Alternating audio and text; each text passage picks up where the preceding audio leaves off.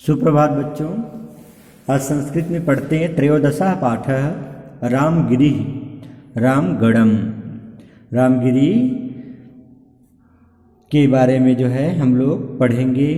तो चलिए स्टार्ट करते हैं। पेज नंबर 32 कॉन्सेंट्रेट होकर के समझिएगा। छत्तीसगढ़ प्रदेशस्य उत्तरस्यां दिशि मुकुटमीव सरगुजा मंडलम स्थितमस्ति। रत्नगर्भः भूभागोऽयं वन्यशोभामपि धारयति। अत्र अनेकानि ऐतिहासिक पुरातात्विक स्थलानि सन्ति। तेषु अन्यतमः रामगिरिः रामगढ़म्। छत्तीसगढ़ प्रदेश के उत्तर दिशा में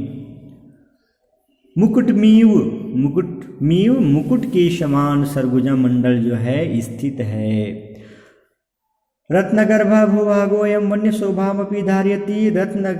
रत्न को धारण करते हुए है ना, रत्न को अपने गर्भ में धारण की हुई यह जो भूभाग है वन्य शोभा को भी धारण करती है। अत्र अनेकानि ऐतिहासिक पुरातात्विक स्थलानि सन्ति। यहाँ अनेक जो है ऐतिहासिक पुरातात्विक स्थल हैं। उनमें से क्या रामगिरी पर्वत भी अन्यतम एक है, श्रेष्ठ हैं।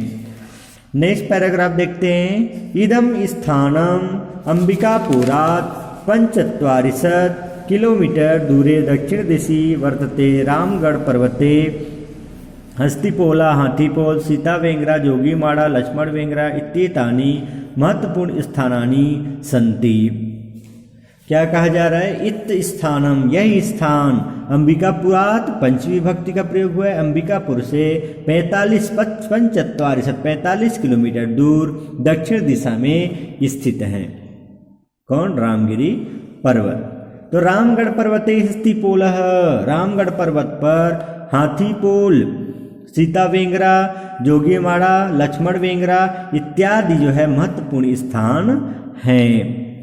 हस्तिपोलेति 180 फुट परिमिता प्राकृतिक सुरंगिका अस्ति। अस्य अंतर्भागे स्तोतः प्रवहति। अत्रैव एकं शीतलं जलकुण्डं वर्तते यत् सीताकुण्डमिति कथ्यते। अत्र श्रीरामः वनवासकाले किञ्चित् कालं न्यवसत्। विश्वकवि कालिदासः अत्रैव निवसन् मेघदूतम् इति काव्यस्य रचनां करोत्।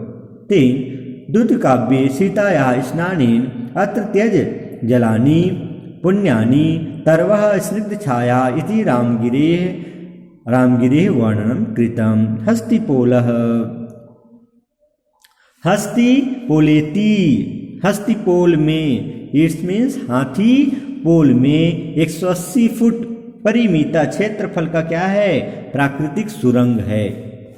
अस्य अंतर्भागे स्तोता प्रवहति उसके अंदर के भाग में झरना बहता है। अत्र एक शीतलम जलकुंडम वर्तते यहाँ एक शीतल जलकुंड है जो सीता कुंड ऐसा कहा जाता है, जिसे ही सीता कुंड ऐसा कहा जाता है। अत्र श्री राम वनवास काले किंचित कालम निवसत् यहाँ श्री रामचंद्र जी ने वनवास के समय कुछ समय तक निवास किया था। विश्वकवि कालिदास अत्रैव निवसन्, विश्वकवि कालिदास ने यहीं रहते हुए क्या मेघदूतम इति काव्य रचनाम अकरोत्, मेघदूत नामक काव्य की रचना किया था उन्होंने।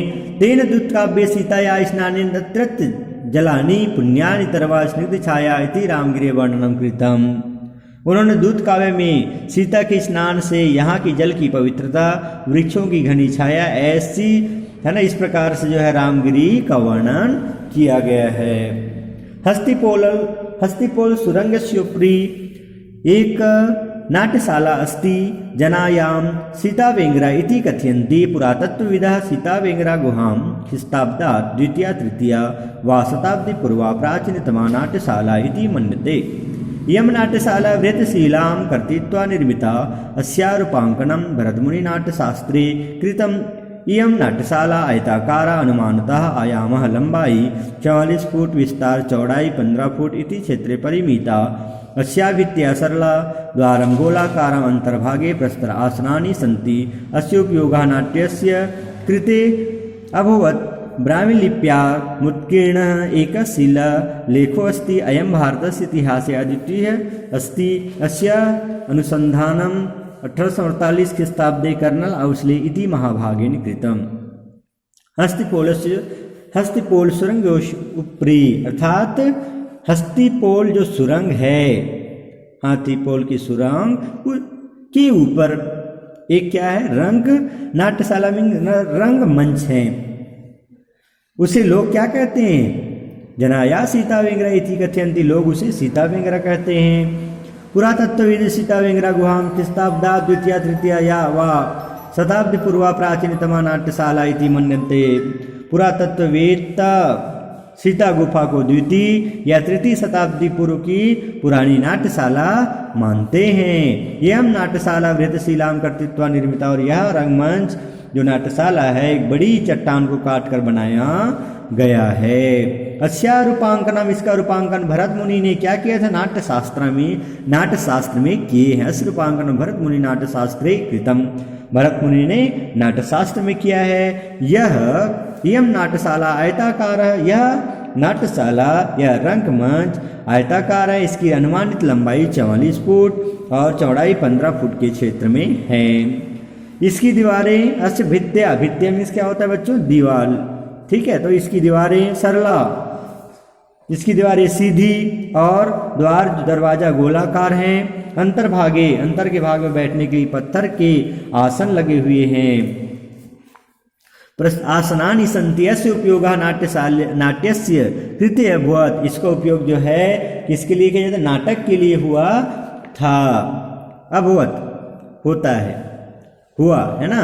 ब्राह्मी लिप्यात्मोत्कीर्ण एवं शिलालेखो अस्ति, ब्राह्मी लिपि में खुदा एक शिलालेख है और यही जो है अयम भारत इतिहास द्वितीय अस्ति, यह भारतीय इतिहास में अनुपम है। इसकी खोज कब किया गया था, यस्य अनुसंधानम, इसकी खोज जो 1848 ईस्वी सन में कर्नल आउस्ले महोदय ने किया था।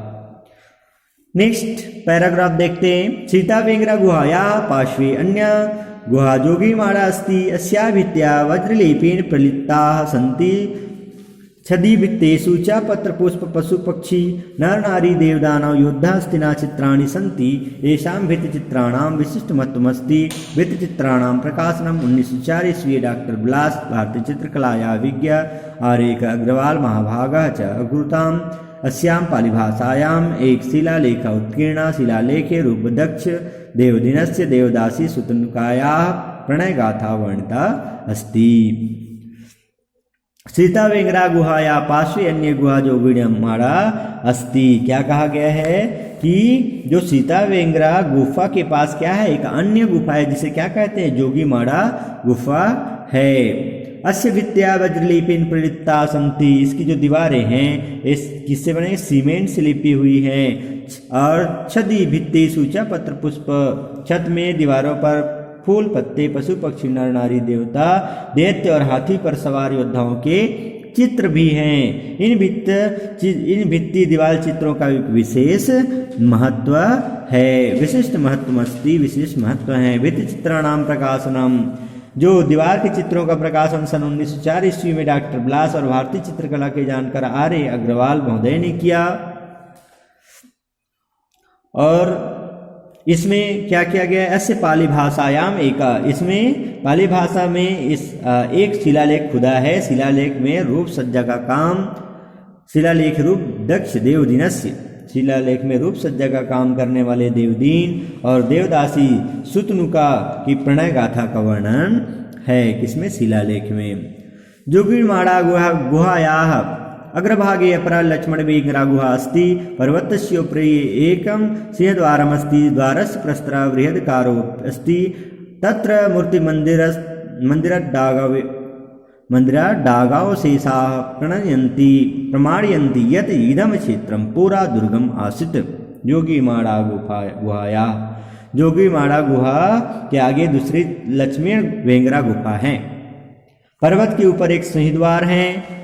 पर्वतस्य उपरि एक सिंहद्वारमस्ति, पर्वत के ऊपर एक सिंहद्वार है। और द्वारस्य प्रस्तरः बृहदाकारो अस्ति, द्वार के पत्थर का आकार क्या है, बड़ा है। बृहद मीन्स क्या होता है, बड़ा।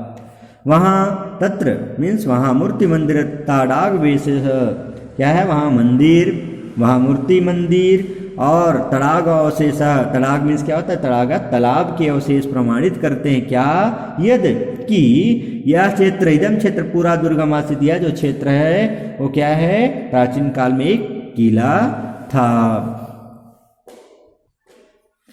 रामगिरी वनदेव्याः ललितपुरेतिहासस्य सन्धाता संस्कृतभाषायाः स्वर्णिम कालद्रष्टा अस्ति। अत्र आषाढमासस्य प्रथमदिवसे छत्तीसगढ़ संस्कृत अकादम्याः गरिमामयः सांस्कृतिककार्यक्रमः विचारगोष्ठी च आयोज्यते। आयोजने संस्कृतभाषायाः विद्वांसः इतिहासविदः पुरातत्त्वविदः जनान् उद्बोधयन्ति तर्कयन्ति विचारयन्ति। अन्योन्यं यत् रामगिरीत्येव। क्या कहा जा रहा है कि रामगिरी वनदेव्या ललितपुरेतिहासस्य संधाता, रामगिरी जो पर्वत है वन देवी का, वन देवी का और ललितपुर इतिहासस्य, ललितपुर के इतिहास का तथा क्या गया संस्कृत भाषायास्य, संस्कृत भाषा का स्वर्णिम काल दृष्टा है। अत्र आषाढ़मासस्य प्रथम दिवसीय संस्कृत छत्तीसगढ़ संस्कृत अकादम्याः गरिमामयः सांस्कृतिक कार्यक्रमः विचारगोष्ठी च आयोज्यते। यहाँ पर आषाढ़ महीने के पहले दिन छत्तीसगढ़ संस्कृत अकादमी का गरिमामयी सांस्कृतिक कार्यक्रम और विचार गोष्ठी आयोजित होती है। आयोजने संस्कृत भाषाया विद्वांस इतिहासविदा पुरातत्वविद जनान् उद्बोधयन्ति। आयोजन में संस्कृत भाषा के विद्वान, इतिहासकार और पुरातत्ववेत्ता लोगों को संबोधित करते हैं, तर्क करते हैं, विचार करते हैं। क्या कि अन्योन्यम यत रामगिरीत्येव, यह विचार करते हैं कि यह रामगिरी जो है अद्भुत हैं।